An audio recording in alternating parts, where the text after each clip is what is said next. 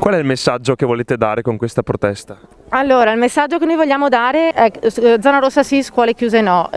Con questo non vogliamo dire che la zona rossa sia giusta a prescindere, perché vabbè, anche qua, come dicevo, ci sono persone che con la zona rossa rischiano magari il lavoro, che ha attività commerciali che sono chiuse.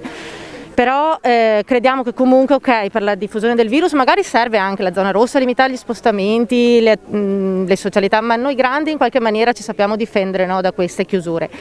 I bambini piccoli o comunque anche gli adolescenti, i bambini piccoli come lei, come loro, hanno bisogno della scuola come hanno bisogno del pane.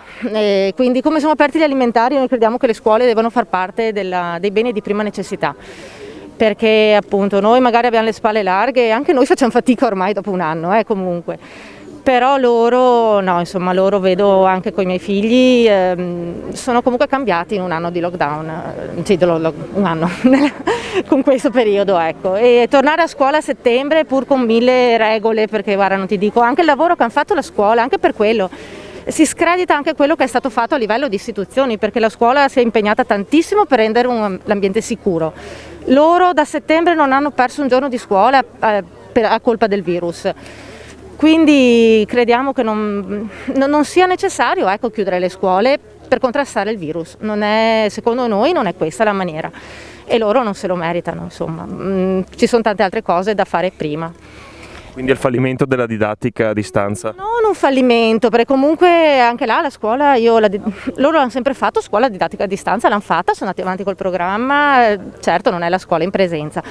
Il fallimento sembra un po' una contraddizione tra quello che hanno messo in piedi a livello di sicurezza, regole, protocolli, per poi cosa? Per poi trovarsi a dover chiudere ancora. Dici allora non ha servito a niente? Secondo noi ha servito perché la scuola non ha avuto un contagio, cioè i contagi non sono stati dentro la scuola. Quindi la scuola è un ambiente sicuro, non me la sento proprio di dirlo, perché i bambini vengono a casa pulitissimi, sembrano i chirurghi, cioè. E quindi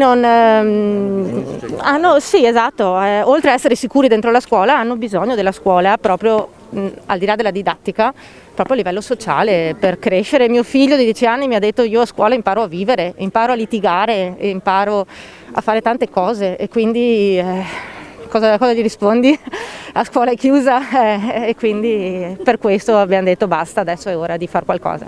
Secondo lei anche qui è stato giusto chiudere la scuola oppure no?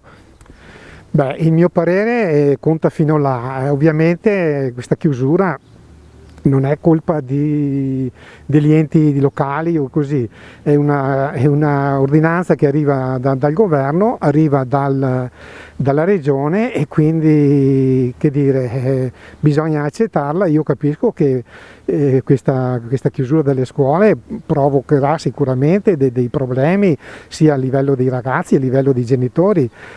Però bisogna che ci teniamo a queste norme e queste ordinanze che ci arrivano dagli enti superiori, insomma, ecco.